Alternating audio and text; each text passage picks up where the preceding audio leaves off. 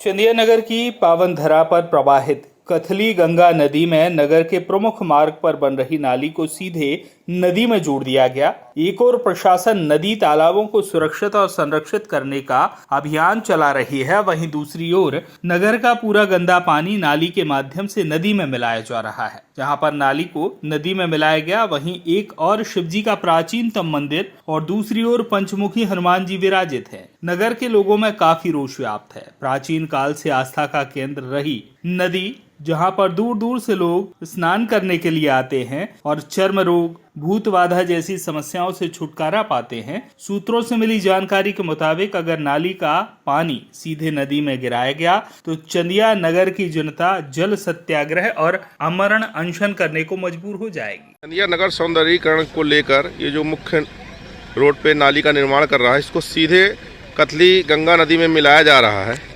और आप लोग प्रयासम फाउंडेशन के द्वारा हमेशा इस नदी को संरक्षित और सुरक्षित रखने के लिए हर साल प्रयास करते हैं। इस विषय में आप प्रशासन से क्या कहना चाहते हैं? इस विषय में प्रशासन से मांग करते हैं हम कि विगत 5 वर्षों से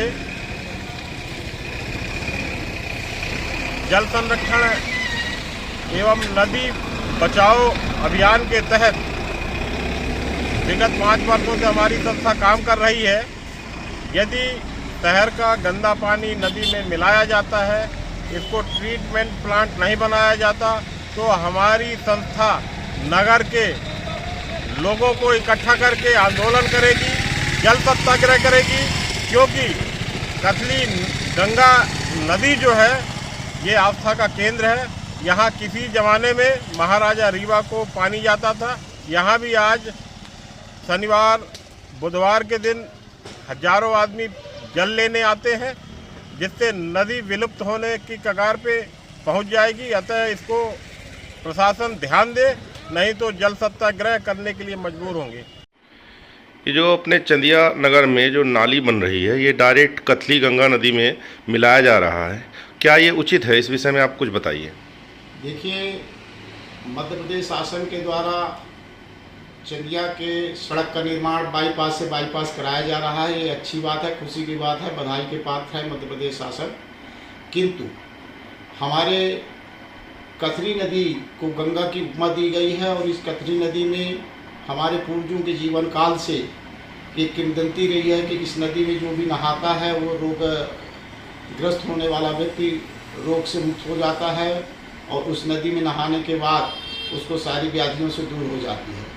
उस नदी के पानी में क्या प्रभाव है, इसका तो मैं वैज्ञानिक रूप से परीक्षण नहीं कराया और जानकारी नहीं है, मगर मैंने एक बार इस जल की परीक्षण कराया था 10 साल बाद बाटल में रख के, तब भी ये जल जो है दूषित नहीं हुआ था और 87% जल 10 साल बाद भी अच्छा रहा है। और ये कथरी नदी में अगर नाली को गिराया जाएगा तो ये नगर के साथ और इस क्षेत्र के साथ घोर अन्याय होगा।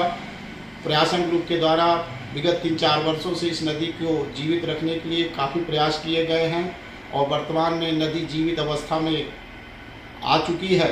तो हमारा शासन और प्रशासन से अनुरोध है कि उसकी कैनाल अलग से बनवाई जाए और उस गंदे पानी के शहर के जो है नदी में न गिराया जाए। अब ये सौंदर्यीकरण के नाम पे जो चंदिया नगर में जो नदी को पूरा मिलाया जा रहा है कथली गंगा नदी में, क्या ये उचित है? ये बिल्कुल उचित नहीं है। ये जीवनदायिनी कथली गंगा नदी है। बहुत दूर दूर से लोग आते हैं, अपने मर्जों को स्नान करके और बहा के चले जाते हैं।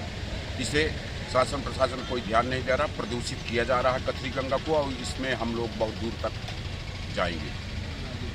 ये जो नाली मिलाई जा रही है, तो क्या इससे नगर के लोगों को समस्या होगी कि नहीं? बहुत बड़ी विकराल समस्या होगी पब्लिक को। क्या होगी आप बताएंगे? ये कथली गंगा है, इसमें स्नान करने से बड़े बड़े मर्ज दूर होते हैं भाई साहब।